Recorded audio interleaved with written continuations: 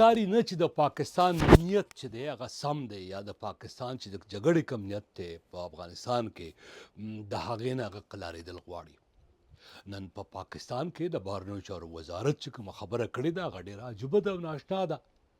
هغه ویلي دي چې پرون په کابل کې کومه پرېکړه شوې ده ښه خبره ده، خو ولې داسې قسمه پرېکړې دی پخوا هم کړې دي او دا قسمه ژمنې پخوا هم کړې دي خو بیا یې پې عمل نه دی کړی.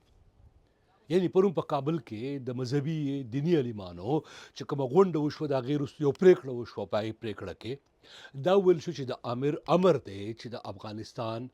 کوم شخص یا وګړی به بهر نظامی فعالیت نه کوي،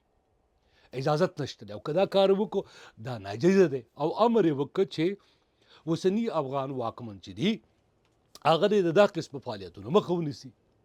تمه کېده پاکستان لخوا به دې ته کوم مثبته ځواب وویل شي، خو نن پاکستان وویل چې صیبه باید پاکستان د خبري غونډه کې د یو خبریال د پوښتنې په ځواب کې اندرابي وویل چې باید پرون په دې پرېکړه کې افغان طالبانو ټي ټي پي نوم اخیستی وی، ورته یې ویلي وي چې تاسو به له افغانستانه په پاکستان کې حملې نه کوئ او بیا دا هم وویل چې صیبه موږ تر هغې تسلي نه کیږي یا امکان نشته دی تر څو پورې دا خبره دوی په لیکلې بڼه کې یعنی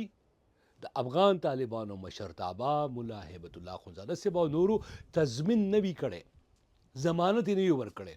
نو زه نه پوهېږم او زما خیال نه دی چې دا قسمه ضمانت به په لیکله بڼه کې پاکستان ته څوک ورکړي چې هغه به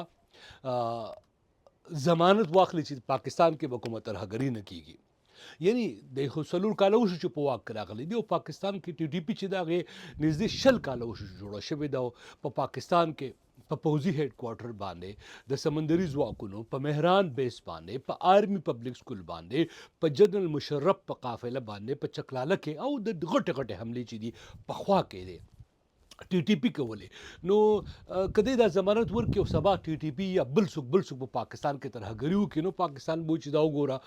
موږ ته ضمانت راکړی و خو دا کار بیا هم وشو، نو دا خو په خپله چې دا په تبر باندې د وهلو مترادف خبره ده. نو په داسې حال کې چې پاکستان دا قسمه ضمانت غواړي د افغان طالبانو نه د کوم شاید امکان نشته دی او افغان طالبان به د قلم تیار نشي،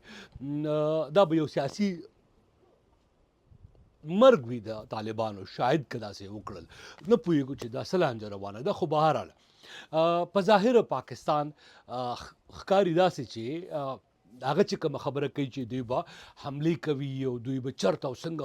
کله چې وغواړي نو په